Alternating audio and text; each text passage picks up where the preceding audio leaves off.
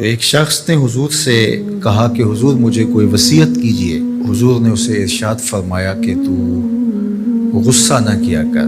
اس نے پھر کہا مجھے وصیت کیجئے، تو آقا کریم نے پھر فرمایا غصہ نہ کیجئے۔ اس نے پھر کہا، یہ بات ایک بار نہیں، اس نے کئی بار حضور سے پوچھی۔ وہ کوئی اور وصیت طلب کرنا چاہ رہا تھا کہ یہ تو ٹھیک ہے، کچھ اور وصیت بھی کیجئے۔ اس سے ایک تو اس شخص کی ذاتی صورتحال ایسی ہوگی، اور دوسری یہ ہے کہ اس نصیحت کی اہمیت کے پیش نظر کہ غصہ جب انسان کو آتا ہے تو وہ مغلوب ہو جاتا ہے اور بہت غلط فیصلے کر بیٹھتا ہے۔ اس لیے بار بار ایک نصیحت پر تاکید کرنا اور اس کا تکرار کرنا اس امر کی طرف توجہ دلاتا ہے کہ ہمیں معاملات کے اندر بہت معتدل رہنے کی ضرورت ہوتی ہے۔ جو شخص غصے کو نافذ کرنے کی طاقت رکھتا ہے، ایک تو ہوتا ہے کہ بندہ غصے سے خود اپنے آپ کو بے چین کرے گا، لیکن اپنے غصے کو نافذ نہیں کر سکتا، غصہ نکال نہیں سکتا، خود پیچ و تاب کھائے گا۔ لیکن یہ وہ شخص ہے جو غصے کو نافذ کر سکتا تھا، اس کے پاس طاقت تھی، لیکن اس نے اس کے باوجود غصے کو ضبط کیا۔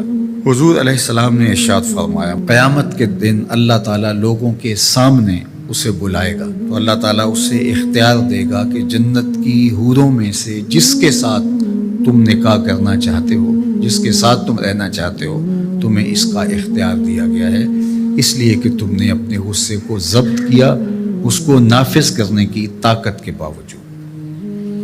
اور ایک روایت حضرت سلیمان بن سرد رضی اللہ تعالی عنہ سے مروی ہے، کہتے ہیں کنت جالسا مع النبی صلی اللہ علیہ وآلہ وسلم، میں حضور علیہ السلام کی مجلس میں بیٹھا ہوا تھا۔ دو لوگ تھے، وہ آپس میں الجھ رہے تھے۔ ان میں سے ایک شخص کا چہرہ غصے سے سرخ ہو گیا، رگیں پھولی ہوئی تھیں، اور ایک دوسرے کے لیے سب و شتم کا ماحول پیدا ہو گیا تھا۔ اللہ کے رسول صلی اللہ علیہ وآلہ وسلم نے ارشاد فرمایا، میں ایسا کلمہ جانتا ہوں کہ اگر یہ کلمہ پڑھ لیں تو ان کا یہ غصہ زائل ہو جائے گا، ان کی جو کیفیت ختم ہو جائے گی۔ اور وہ کیا ہے؟ اعوذ باللہ من الشیطان الرجیم۔ یہ پڑھ لیں تو جو ان کے اندر ہے وہ چلا جائے گا۔ تو لوگوں نے اس شخص کو کہا جس کی رگیں پھولی ہوئی تھی اور غصے سے اس کا چہرہ سرخ ہوا جا رہا تھا کہ تعوذ پڑھو، اعوذ باللہ من الشیطان الرجیم پڑھو۔ اور یہ اللہ تعالیٰ نے قرآن مجید میں ارشاد فرمایا ہے کہ جب غصے سے انسان بے قابو ہو جائے تو اس کو چاہیے کہ وہ اپنے غصے سے باہر نکلنے کے لیے تعوذ پڑھے۔ ایک روایت میں ہے اللہ کے محبوب نے ارشاد فرمایا، تم میں سے اگر کوئی شخص غصے میں آئے تو وہ خاموش ہو جائے، تو خاموشی سے غصے کا لیول نیچے آنا شروع ہو جائے گا۔ اور ایک روایت میں ارشاد فرمایا، جب تم میں سے کوئی شخص غصے میں ہو تو وہ کھڑا ہوا ہو تو وہ بیٹھ جائے، اور اگر اس کا غصہ اس سے زائل ہو گیا تو ٹھیک، ورنہ لیٹ جائے۔ یعنی اگر وہ کھڑا ہو تو بیٹھ جائے، اور اگر بیٹھنے کے باوجود بھی غصہ ختم نہیں ہونے پا رہا تو لیٹ جائے، خاموش ہو جائے، تعوذ پڑھے اور بیٹھ جائے یا پھر لیٹ جائے۔ تو یہ چار صورتیں غصے کو کم کر دیتے ہیں۔ تو غصے کو نافذ کرنے کی بجائے کوشش کرنی چاہیے کہ غصہ جو ہے وہ فروغ ہو جائے، چونکہ غصے میں انسان ایسے امور کر لیتا ہے کہ بعد میں اس کو سخت پچھتاوا ہوتا ہے۔ اگر کسی شخص کے ساتھ قرآن مجید نہیں ہے، قرآن مجید کے 2 رکوع 4 رکوع آدھا پارہ اگر کسی زندگی میں روزانہ کی بنیاد پہ نہیں ہے تو اس کی زندگی کا نور اس سے روٹ گیا ہے۔ گر تو می خواہی مسلمان زیستن نیست ممکن جز بقرآن زیستن، اگر تو مسلمان بن کے جینا چاہتا ہے تو قرآن کے بغیر ایک لمحہ بھی نہیں جی سکتا۔ تو قرآن کو اپنی زندگی میں اس طرح داخل کر لیجئے گا کہ اٹھتے بیٹھتے چلتے پھرتے تمہارے ساتھ قرآن کی تعلیمات جڑی ہوں، کوئی دن قرآن مجید کی تلاوت سے خالی نہ ہو۔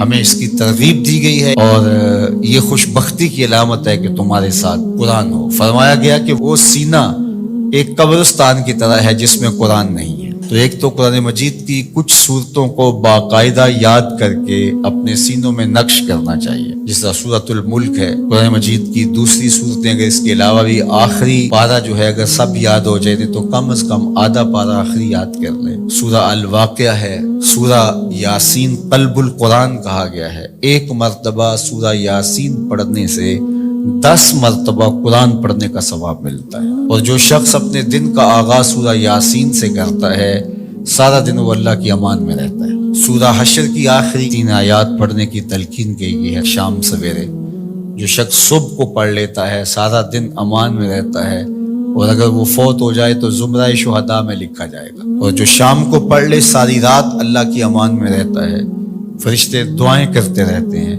اور اگر وہ فوت ہو جائے تو نام زمرہ شہداء میں لکھ دیا جاتا ہے۔ جمعہ کے دن سورہ کہف پڑھنے کی تلقین کی گئی ہے کہ ہر جمعہ المبارک کو سورہ کہف کی تلاوت کرو، تو قرآن زندگی میں شامل کیا جائے، یہ بدبختی سے بچاتا ہے، قبر میں روشنی لاتا ہے، اجالے لاتا ہے، اور سورہ کہف پڑھنے والے کی قبر میں روشنی ہوگی، یہ قبر میں روشنی لے کے جائے گی۔ خاتون ہے تو وہ اچھے شوہر کو تلاش کرے جو کل بچوں کا اچھا باپ بن سکے، اور اگر مرد ہے تو وہ اچھی خاتون تلاش کرے جو کہ اچھی ماں بننے کی صلاحیت رکھتی ہو۔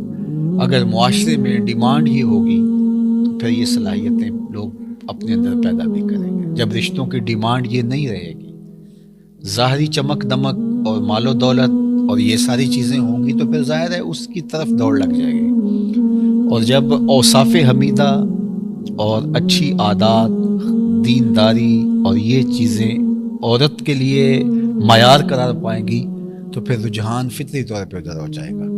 تو آج اگر ہمارے ہاں ان چیزوں کی کمی واقع ہو رہی ہے تو پھر اس کا سبب یہ ہے کہ ہمارے رجحان اور ہماری ترجیحات تبدیل ہو گئی۔ حضرت سیدنا عمر رضی اللہ تعالیٰ عنہ کا واقعہ آپ نے سنا ہوگا کہ آپ جب پہرا دے رہے تھے، راتوں کو گشت کیا کرتے تھے، تو ایک خاتون اپنی بیٹی سے کہہ رہی تھی کہ دودھ میں پانی ملاؤ تاکہ ہم زیادہ پیسے کما سکیں۔ تو اس لڑکی نے کہا کہ امیر المومنین حضرت عمر نے دودھ میں پانی ملانے سے منع کر رکھا ہے۔ تو اس خاتون نے کہا کہ عمر کون سا دیکھ رہا ہے؟ تو اس لڑکی نے کہا کہ عمر تو نہیں دیکھ رہا، عمر کا رب تو دیکھ رہا ہے۔ حضرت عمر رضی اللہ تعالیٰ عنہ بہت متاثر ہوئے اور اس دروازے پر نشان لگا دیا۔ واپس آئے، صبح ہوئی تو اپنے بیٹوں کو بلایا، اپنے بیٹے سے کہا کہ میں جو ہے وہ تمہارا ایک خاتون سے نکاح کرنا چاہتا ہوں۔ تو انہوں نے کہا کہ جس طرح آپ کی مرضی ہو۔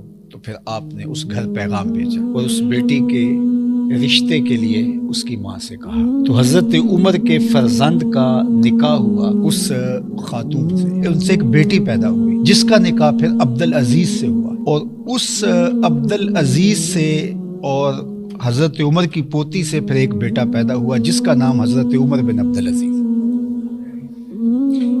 تو اچھی مائیں اچھی قوم دے سکتی ہیں، تو اچھی ماں کا انتخاب اس وصف پر آپ نے اپنے بیٹے کا نکاح کر دیا کہ یہ کس قدر اللہ سے خشیت اور اللہ سے خوف رکھنے والی خاتون ہے۔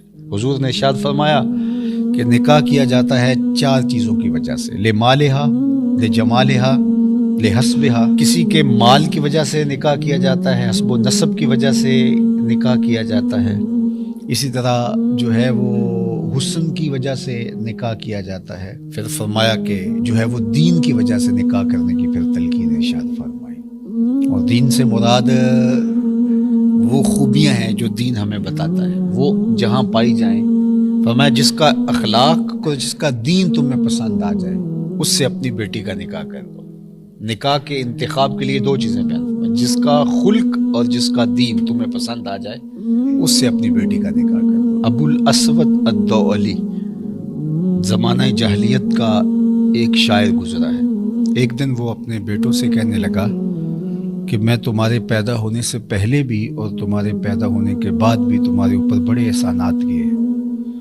تو بیٹوں نے کہا کہ ہمارے پیدا ہونے کے بعد کے احسانات تو سمجھ میں آتے ہیں، لیکن ہمارے پیدا ہونے سے پہلے آپ نے ہمارے اوپر احسان کون سا کیا ہے؟ تو ابو الاسود الدؤلی کہنے لگا اپنے بیٹوں کو، اپنی اولاد کو، کہ میں ایک شاعر ہوں، اور شاعر کی طبع کے اندر جو حسن پسندی ہے تو بیوی کے انتخاب کے لیے اس کی اول ترجیح یہی ہونی چاہیے تھی، لیکن میں جب اپنی بیوی کی تلاش میں نکلا تو میں اس خیال سے تلاش کیا کہ جو میرے بچوں کی بہتر ماں بن سکے، تو میں نے اپنے جذبات کی قربانی دے کر تمہارے لیے اچھی ماں تلاش کی، اپنے لیے اچھی بیوی تلاش کر